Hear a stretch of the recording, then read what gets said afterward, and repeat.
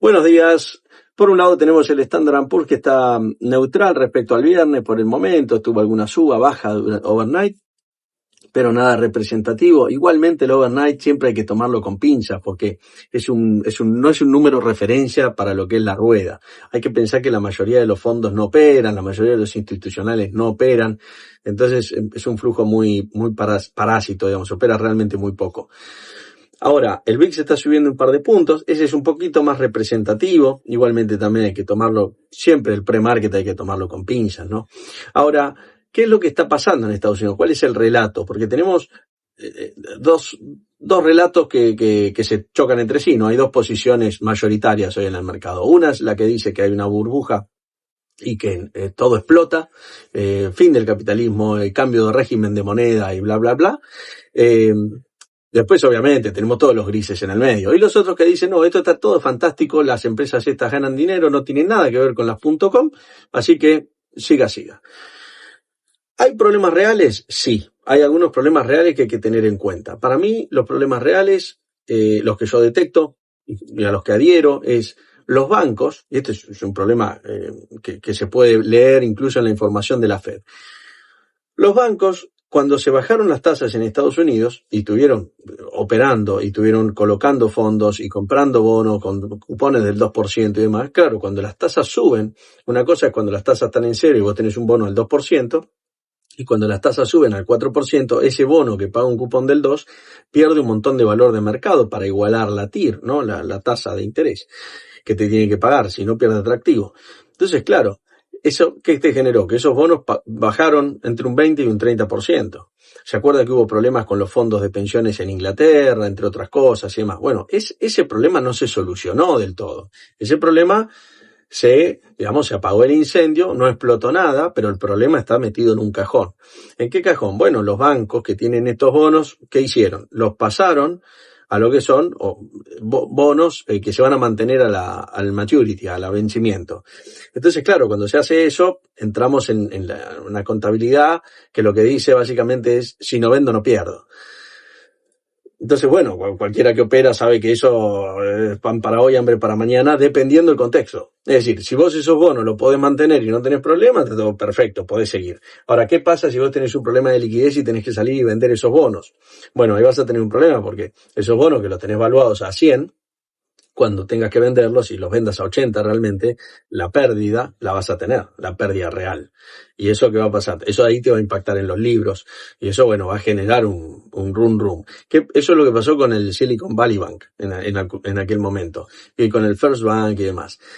¿Este problema a quién impacta? Bueno, impacta fuerte a los bancos regionales que son los que tienen menos solvencia en líneas generales. Y además, si hay algún problema más, digamos, un poco más sistémico, son también los menos atractivos para salvar. Esa es la realidad. ¿Por qué? Y porque generalmente no tienen tanto problema como los grandes, que ustedes conocerán la frase de demasiado grande para caer, y a veces pasa porque, bueno, la política también tiene miedo y sale a defender o a soportar un poco más los bancos más grandes. Además de esto, tenemos el sector de crédito comercial. El sector de crédito comercial que también con el mismo problema, o sea, el problema inicial es las tasas bajas, ¿no? Que generan que cualquier negocio parezca negocio y brille, y después cuando pones el costo del dinero real, esos negocios se terminan. Bueno, con el crédito comercial pasa lo mismo y además con el COVID cambió bastante cómo las empresas y cuánto las empresas están dispuestas a pagar en edificios comerciales. Entonces, lo que estamos viendo son refinanciaciones de deuda, estamos viendo que las deudas, o sea, la mora está subiendo, y vemos refinanciaciones muy generosas para con el deudor, que en otro momento te dirían, macho, jaque mate, tenés que poner la plata y si no, pito catalán. Acá lo que te están diciendo es, bueno, vamos a buscar la vuelta para refinanciar. Y claro, uno ve refinanciaciones muy generosas porque nadie quiere tomar las pérdidas. Por ahora, siga, esa es la situación. Pero claro, son situaciones latentes que están por debajo, ¿no?, de la superficie. Y el otro problema que se está viendo, o digamos tensión que se está viendo, que no es un problema en sí, pero sí es una tensión, es que, bueno, consecuencia de esto, los bonos basura, digamos, los bonos B, C, y demás, están creciendo sus spreads, o sea, están pagando más tasa de interés, los inversores están saliendo, y los bonos por ahora AAA se mantienen. O sea, los de buena calificación crediticia se están manteniendo, los otros no. Y eso lo que está haciendo es generando un spread, o sea, está incrementándose ese spread. Eso es una señal de tensión en el mercado de crédito. Y además tenemos las empresas de lending, como dijimos, créditos residenciales hay algo, porque los MBS también tienen ese problema, que son las hipotecas empaquetadas, ¿no? Pero dijimos el crédito comercial. Y todo lo que es crédito comercial y crédito a empresas, las empresas no están en líneas generales bien, entonces tampoco es que están pagando bien los créditos, están teniendo algunas moras. Entonces todas estas empresas, como el fondo de Blue Owl, que tuvo un montón de rescates, y ahora, bueno, la solución que encontraron, digamos, por llamarle de alguna forma, es unirlo con otro fondo y prohibir los rescates, ¿no? Decir, bueno, o limitarlos a cero. Entonces dicen, bueno, como tenemos un problema que la gente quiere rescatar el dinero, solucionémoslo. ¿Cómo? Bueno, que no puedan rescatar más. Esa es la solución a la que llegaron. Después uno podrá discutir si está bien, mal. No hay mucho que discutir, ¿no? Por supuesto, pero digo, eso es lo que hay. Esa es una situación real y que está ahí en el mercado. Eso uno puede decir, bueno, eso sería un problema si es que no hay liquidez y que los bancos necesitan liquidez y tienen que salir a vender los bonos y demás.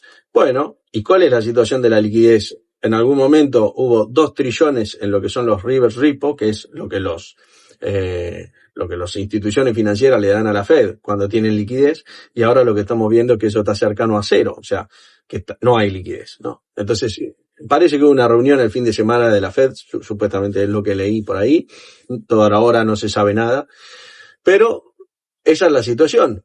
Parece que está faltando liquidez en el mercado. ¿Por qué? Bueno, porque la Fed estuvo retirando liquidez, ¿no? Estuvo retirando liquidez y está bajando las tasas. Está terminando el programa de quantitative tightening, o sea, está terminando de limpiar el balance.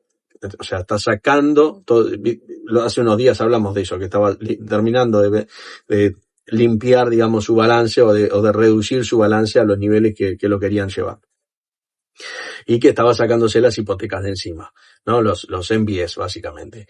Bueno, básicamente esa es la situación macro. Ahora, ¿qué puede pasar ahí? Yo creo que, en principio, por supuesto que si hay un problema en el mercado de crédito, y que si vemos algo así, tenemos que seguir muy de cerca la situación, porque puede haber un efecto contagio que sobre todo va a impactar en las empresas que están más débiles de caja y más débiles de revenue y más débiles de ganancias.